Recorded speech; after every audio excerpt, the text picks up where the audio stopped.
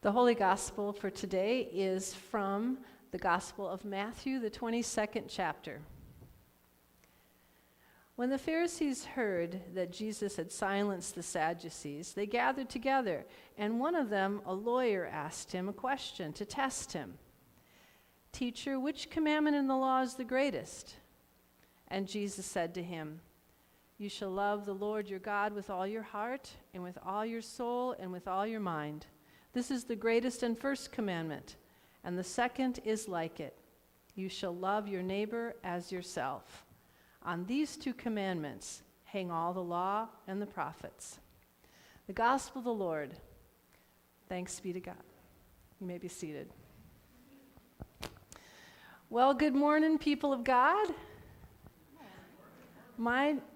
I should introduce our guest No, today. I got it. I'm on it. All right, okay. I'll introduce myself. I warned them last week you were coming, so, all right. My name is Lori Scow Anderson, and I am the assistant to the bishop of this synod, of the Northwest Synod of Wisconsin, and Bishop Rick sends his greetings this morning. And I am been a pastor for 31 years, almost as long as your pastor. Not quite, I think you're senior, a little bit senior. Thanks. Anyway, I've been in this synod now for 4 years, and my husband's pastor in Cumberland, Wisconsin. We have 3 adult children, no grandchildren, and an 18-year-old cat. So that's enough about me, right? All right, now you know all about me. But I bring you greetings this morning from our entire synod staff, and I want to just saying thank you. Thank you to you for the work that we do together as a synod. Sometimes people don't really know what the word synod means, but it really just means together. It's the work we do together. It's what we do together to help people come to know and love Jesus. It's the amazing work that 198 congregations in the northwest quadrant of the state of Wisconsin can do together that just one congregation can't do by itself. And so I just want to share with you some of the wonderful things that we do together. First, is it me? Is it something I did? Okay, all right. So one of the wonderful things that we do together, and I know you know about this, is we have 4 Bible camps in this corner of the state. We have Luther Park, Luther Point, Amnicon, and Wapagasset. And you all know how important Bible camp ministry is to help young people, families, people of all ages, children come to know and love Jesus. It's such a great thing that we do together. One of the other really important ministries that we do together is we support campus ministries, and I can't emphasize this enough. We have 3 campus ministries in River Falls, in Menominee, and in Eau Claire, and those are amazing mission fields. Thousands of young people, 18 to 25, 30 years old, those young people on those campuses. And so many of those people don't know the basics of the faith. They don't know the basic Bible stories. My husband was a campus pastor for 10 years in Minnesota. And he would come home sometimes, he says, "You won't believe how many of the kids don't know that what Easter is about, or they don't know that Jesus was born in Bethlehem." So it's an important mission field that we have right here in our state at our local campuses. So thank you for supporting the campus ministries through our synod. Some of the other things that we do is we help with colleges and universities and seminaries. We support those institutions that raise up new leaders for our church. We also are very involved in global mission, global missionaries all over the world through the ELCA Global Mission Program, and as particularly young adults in global mission. How many of you have heard of the YAGM program, the Young Adults in Global Mission? It's a pretty amazing program. Young people spend a whole year serving in overseas in some mission field. My goddaughter just came back from a year in Madagascar, changed her life. And she also spent a wonderful time serving that church in Madagascar. So that's a really wonderful newer program in our Global Mission Program. And of course, I'm sure you're familiar with our Companion Synod in Malawi. Have you heard of that? That's a really amazing thing. One of the great things we do with the Companion Synod in Malawi is we send teachers, pastors from this synod to Malawi to teach the pastors in Malawi. And so we are, I think you're going next year. I'm excited to have Pastor Steve go to Malawi next year to teach the pastors in Malawi. And I'm just guessing that you're going to learn about as much from them as they learn from you. But not that you're not a great teacher, but they are also wonderful teachers in that process. And so those are some of the things that we do together. We also start new congregations, like Chicken Coop Ministries is a new ministry of our congregation. We also work with congregations in the renewal process and help them to strengthen their vitality and their strength in their witness to Jesus. So there are so many things that we do together that we could never do alone. And that's the wonderful thing about being part of a synod. So I want to thank you for your prayerful and some financial support to all of those things that we do as a synod. So today, our gospel reading from Matthew on this Christ the King Sunday. Our gospel reading was pretty familiar to many of you, I'm sure. The greatest commandment. What is the greatest commandment, the Pharisee asked? And Jesus answered, "You shall love the Lord your God with all your heart and soul and mind, and you shall love your neighbor as yourself." Well, in Luke's gospel, the Pharisee went on to ask another question. He said, "And who's my neighbor? And who's my neighbor?" What's the greatest commandment? And who is my neighbor? You know, if you look at Scripture, you'll see that there are a lot of questions. The people of Jesus asked him a lot of questions. And I'm curious today, what question would you ask if Jesus were standing up here today? What questions would you have for Jesus that you'd like him to answer?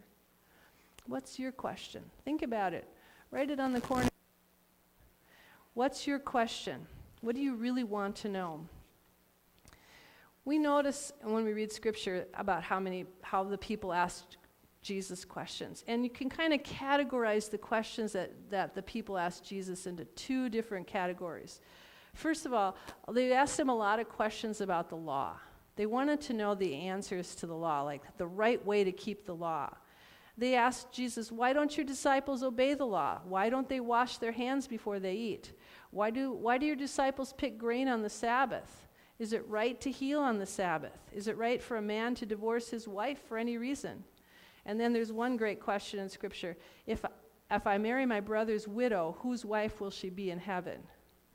And then the other question there's another question in Scripture that we all really want to know about. Should we pay taxes to Caesar or not? You know, taxes or not? What's the most important commandment? So in Scripture we see there's lots of questions. The people are wanting to know, what's the right way how do we live? How do we keep all the laws? How do we keep all the laws? And then there are some other questions in Scripture directed at Jesus that they're asking about power. About power. Who's got the power and who doesn't have the power? So the Pharisees asked Jesus, "By what authority do you do these things? Who gave you this authority?" The disciples asked Jesus why they didn't have the power to drive out the demons. And the disciples also asked Jesus, who's going to be the greatest in the kingdom of heaven? These questions are all about who's got the power. And how do we do what's right? And those are some of those questions that were directed to Jesus. But what's motivating these questions? Well, some of the questions were asked to test Jesus or to trick him or to help, catch him in making a mistake of some sort. So some of those kinds of things were in play there. And some of the questions were, to see if he really had the power or if he was going to take power away from the religious authorities of his day.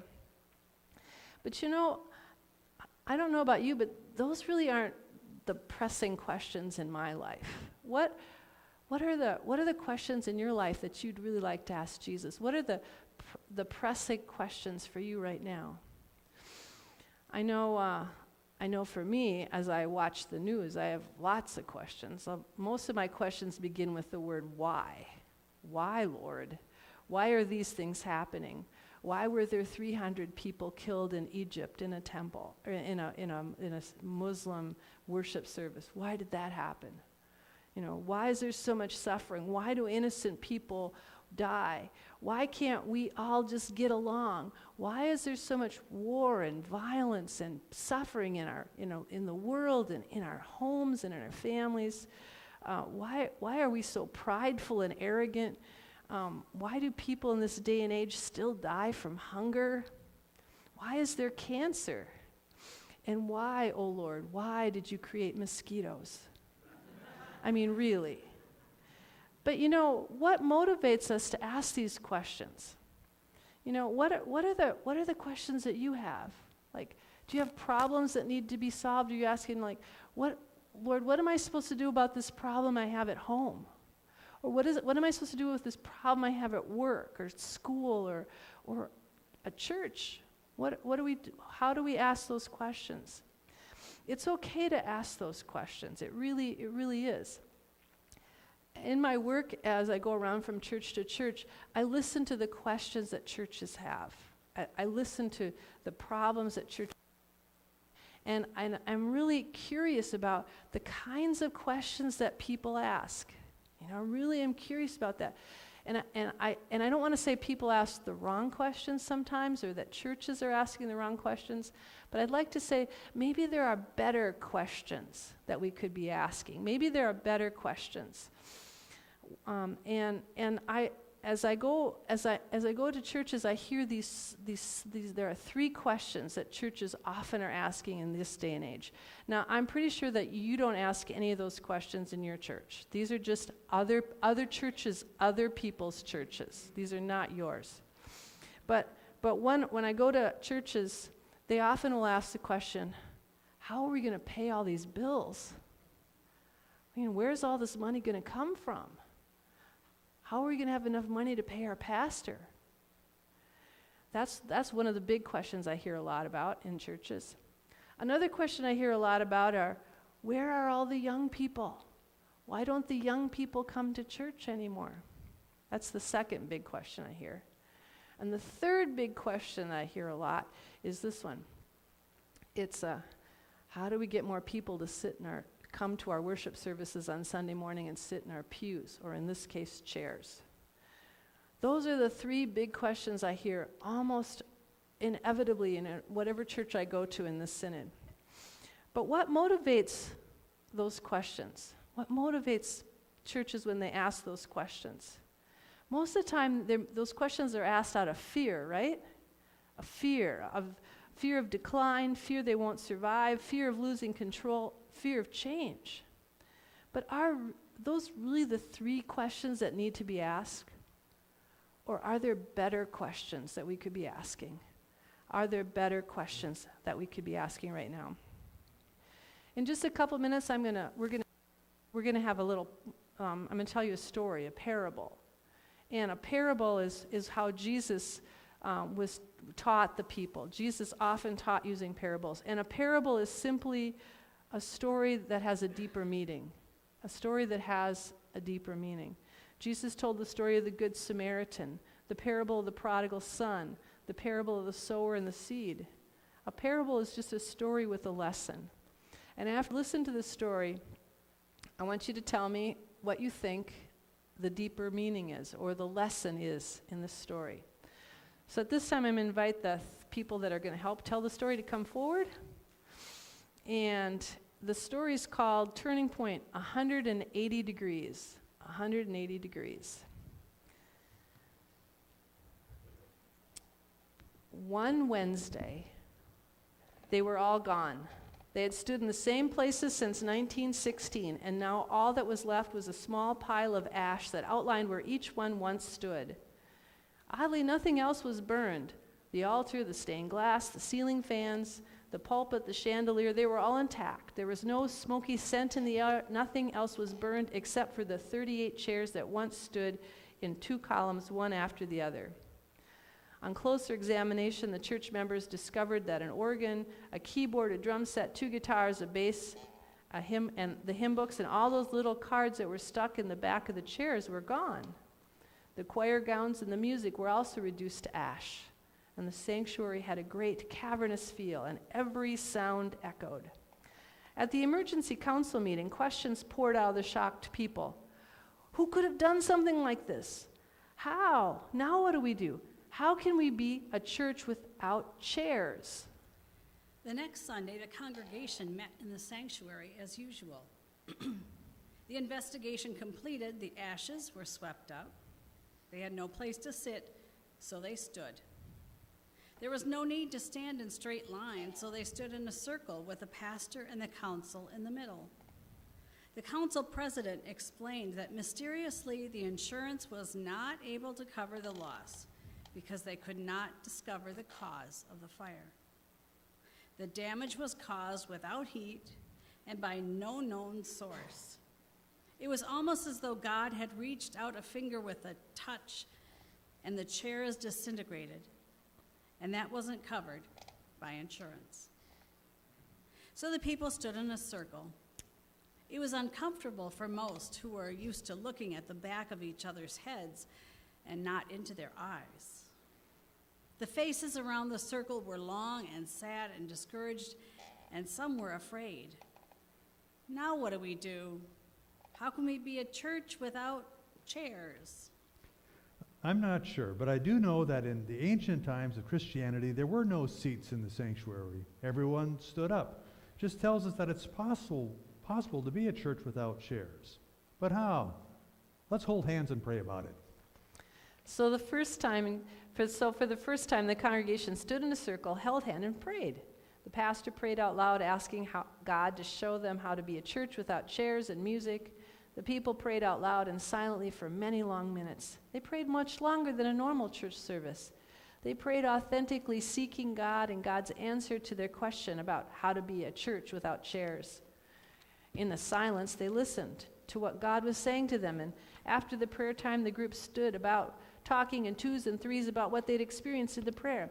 And after many minutes of subdued conversation, the group came together in a circle, and the pastor said, What did you hear God saying? Silence. No one spoke until one of the teenagers spoke. Later, when this story was retold, nobody remembered knowing her or her parents. She said, Turn around. The 16-year-old said that God told her to turn around. Everyone standing in the circle was puzzled. The answer to the question, how can we be a church without chairs, is turn around? The 16-year-old said, Yes, I think God wants us to turn around. What does that mean? Someone asked. Another asked, metaphorically or physically, turn around. I believe God wants us standing here to turn around, physically, right now. Without further promoting, the members standing in the circle turned around 180 degrees and looked at the outside of their circle. They stood there for some time. Someone had opened all the windows and the big double door in the back. They could see and hear the street noises and people walking by. They could hear a baby crying and a loud car stereo drive by. That was the answer to the question, how can we be a church without chairs? God said, turn around. And the people listened and turned around. The next Sunday, the people came at the usual time and found their pastor and janitor standing on the front steps. The doors wouldn't open. The keys didn't work, and they couldn't break in through a window. They were confused. How can we be a church without being able to get inside the building? It was one of those wonderful mornings. The sky was blue, the sun still had warmth, but not too much, and the congregation instinctively gathered on the lawn and formed a circle. The council and the pastor stood together in the middle. We have no insurance money to buy new chairs, hymnals, or instruments, and now we can't even get inside our building. How can we be a church now? They formed a circle, still uncomfortable, looking into the eyes of the people they'd worshiped with for a dozen years. And the pastor said, Remember what happened last week? We prayed and listened for a word from God. Last week, a teenager heard a word. It was turn around. It was a Greek word, metanoia, which means turn around, and it's translated to repent of sin. Let's hold hands again and pray. The pastor prayed out loud, and then there was silence, and more people prayed, and then they stood in silence. They prayed about their sadness, about the loss, about their confusion, anger, fear, and they asked God to tell them how to be a church without chairs, or now even without a building. And then they listened in silence for a long time. Many people weren't comfortable about the silence. A couple left. Then they had conversations in groups of 2 and 3 until the pastor asked if anyone had heard a word from God. The silence was very long, but eventually broken by a woman, maybe 60 years old, standing on a step or 2 outside the circle. When they retold the story, everyone said that she looked vaguely familiar. Her voice was soft but firm when she said, Turn around. God said, turn around. Again, the same word from God? What does this mean? But with little hesitation, the circle turned outward to see what God wanted them to see. Standing on the lawn on that beautiful Sunday morning, they saw the nearby trailer court, the subsidized housing apartment, the senior complex, the school, the park filled with strollers and young parents, the casino, the liquor store, the bar, the fast food restaurant. And on the other side of the circle, they could see an expensive gated community with security guards and a high-end shopping mall and spa. They looked outside their circle, and not at first, but soon, they saw more than buildings and stores and homes. They saw the people. People walking their dog, going to the store, mowing the lawn, pushing the stroller, riding a motorized wheelchair, playing in the park, and living next door to their church building. And they prayed, Lord, how can we be a church without chairs, an organ, or even a building? The next week, they all arrived at the church, and in fact, several new folks were there, having heard about the situation from others who had invited them to come and see. The locksmith had been called, but was unable to change the locks, and no one could get in. And when he arrived at the church this Sunday, ready to meet on the lawn, the pastor found the parking lot gate was locked. Really? And now there was nowhere to park. So word was passed around, and the congregation drove to a nearby church. The neighboring church members were sympathetic and offered to meet with the congregation. But unfortunately, their building was being remodeled, so they were planning to meet in the nearby park. So the two churches met together.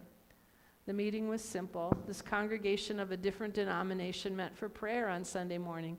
And this morning, they welcomed the chairless, organless, buildingless, parking lot-less congregation into their prayer time.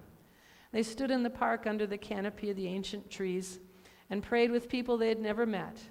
And again, they prayed out loud and silently, asking God how they could be a church without chairs or walls or a parking lot. And now there were faces of strangers in the circle, and it wasn't comfortable at all to look at them. They waited to hear what God might say to them. They waited for God to speak to someone in the circle, and it was silent a long time, even longer than the first 2 times.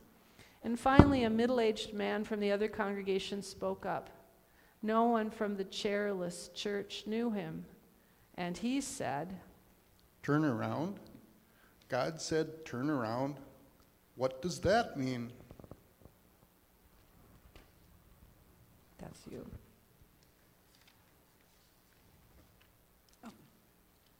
There we are. I was on the wrong page. No one from the first congregation had told the others that was the word they had heard for the last 2 weeks.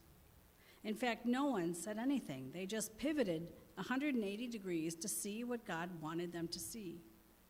They were in a park, a nature reserve, really. Wooded trails, hills, trees, wildflowers, a pond, beautiful creation in the midst of the city. But then, looking out of the corner of their eyes, they saw the people from the other church. It was odd that they were all strangers, the 2 churches so close together and all. Looking out of the corner of their eyes, they could see that the others were very much like them, children of God. The chairless, buildingless, placeless church continued to meet with their new friends. the church down the street. But they met in a different location in the city each week because it seems that the remodeling job in the second church had become unexpectedly more and more complicated, and it would take months to complete. They continued to pray in a circle, and occasionally a passerby would join them.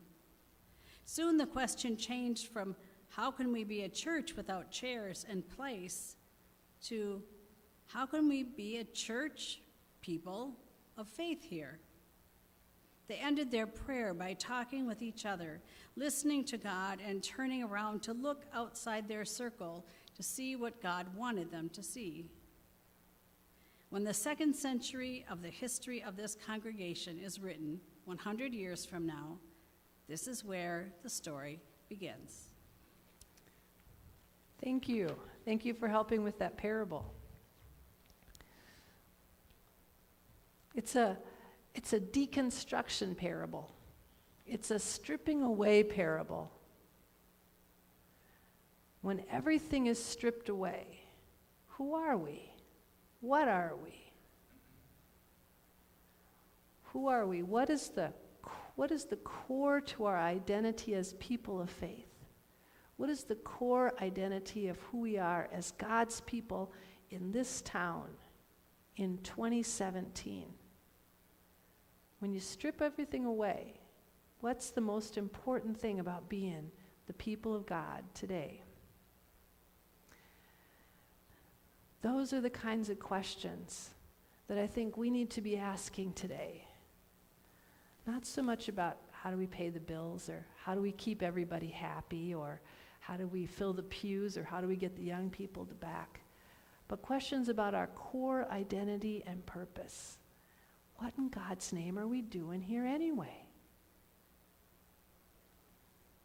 How can we be a church without all of this stuff? How can we ask better questions? How can we be church for our neighbor, for those outside these walls? Maybe the better question is this: what is God's will? What is God's will for us? Now, when we're faced with really tough questions in our personal life, we often ask, what's the best thing for me? Or what's the best thing for us? But perhaps a better question is this: what is God's will for us? What is God's will for us? And then sometimes that's a hard question to ask, right? What is God's will for us? Because we say, how can we possibly know God's will? But perhaps another way to ask that question is, what would love do? What would love do? Because God is love. What would love do? So perhaps the questions that we can ask have to do with love. How do we help our people love better? How do we love God and love neighbor better? How do we love God and people who are outside this church better? What if those were the only questions we asked at our church council meetings or our committee meetings? Is how can this committee help God? How can this committee help people love better? How can the church council help people in this church love their neighbor better? What if the only questions we asked from now on was, how do we love? How do we love? Because God is love. If I could give you a little advice, just play with this for a while. For the next 6 months or something, on your church council agenda, the only thing you write is, how do we love better this month? How would that change the conversation in your council meetings or your committee meetings or your board meetings? What if every meeting that was all we would do is, what is God's will for us and how do we love? Jesus said that the greatest commandment is this: you shall love the Lord your God with all your heart and soul and mind, and you shall love your neighbor as yourself. Let's practice asking the love question. In Jesus' name, amen.